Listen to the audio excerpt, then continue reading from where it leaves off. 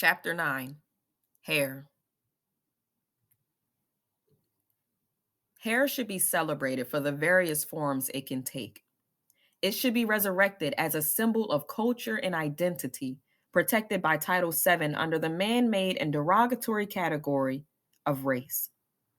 Our hair, whether long, short, kinky, or straight, should be left alone, if not embraced. It should be set free, if not loved. It should be able to mind its own damn business in peace. Water and grease. Mama believed all it took was water and grease to cultivate new growth and complement her age. Simple ballies and barrettes would keep her daughter looking innocent, but pretty enough for compliments. They would show the world that her baby girl was loved and that her mama was worthy of respect.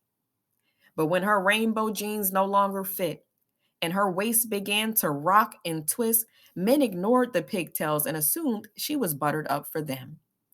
Baby girl with the big hips was no longer innocent, no longer a baby girl, just a girl with a baby face and a Coke bottle shape fresh enough for them to pop open and taste.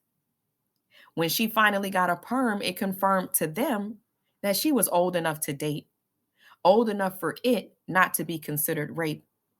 But even with the water and grease, she'd still be chased because everybody know these young girls too fast to stay in place. At least that's what the community would say. And her age was more ambiguous after she learned their names. The dudes hanging on the street corners, the ones rolling dice at midday, dapping each other up, steady looking at the young girls with the big southern butts. And she spoke to them as if they weren't dogs in heat. Wide eyed and gullible, she was a bird with clipped wings, diving towards rough streets that provided no landing. The life lessons she once recited in a metallic cage were too wise and far fetched for her to retain.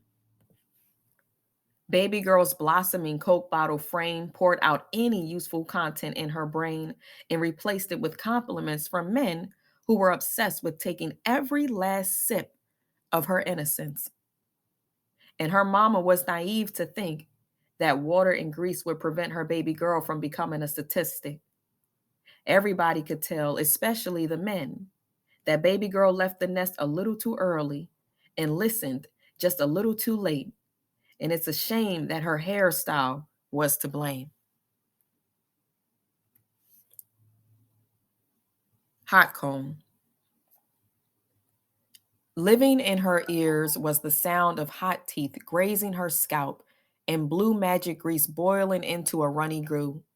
Her mama said, "Girl, I told you not to move." The heat straightened her roots, discarded her culture, and devoured her confidence.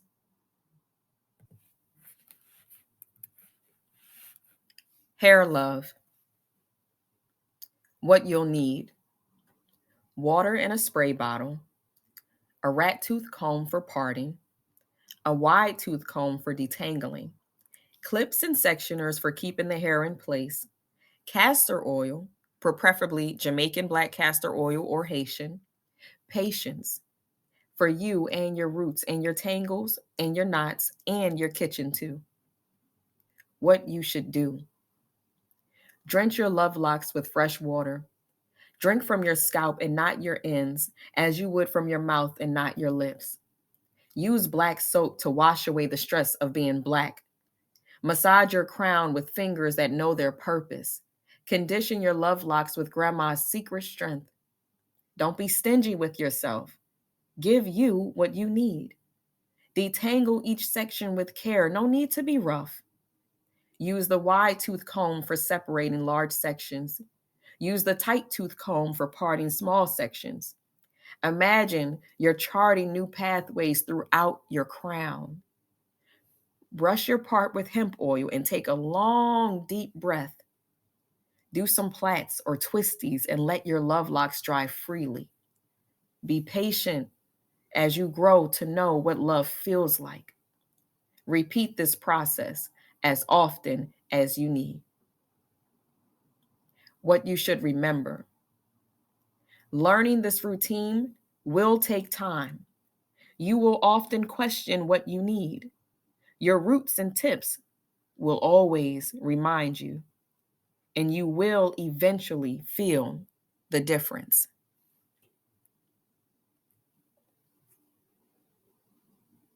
Braiding on Glenville Avenue. I sit on the stoop, braiding my last two individuals. Two white women walk by, one from the left, one from the right, and I think to myself, I don't crochet or sew, I braid. That's how I keep my hands busy.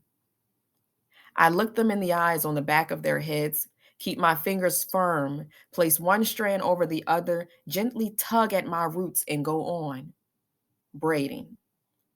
I speak to the ambiguous black brother, bouncing on his toes as he walks in my direction. His skin was the color of honey plantains, and his hair was like mine, a little looser, but still just like mine. He'd seen me early on from about 10 feet away. My presence was softer than the concrete beneath his feet. He was the first to speak. He says, "Hey," as a smile breaks across his face. And I say, "Hey, how you doing?" "Good," he says. "I'm good." I take note of the large, bulky chain around his neck. It was a deep, passionate red made of wooden circles, projecting and protecting his energy, something most naturalists need in this country. He stops shortly after we speak to climb the stoop just a few feet away, and I think, this man lives next door to me? Now a smile graces my face, and I go on, braiding. Placing the end of the second braid between my teeth, I control the tension and I protect my roots. On my temporary stoop, I turn my chin slightly left, then upwards towards the sun. I close my eyes and breathe in its warm rays with pleasure. My nostrils flare at the smell of old light, and they're grateful. And I think to myself, I don't care if they see me or if they don't. I will enjoy myself and the stoop while it's mine. I will take my time and I will take my space. And I will keep my truth. It belongs to me.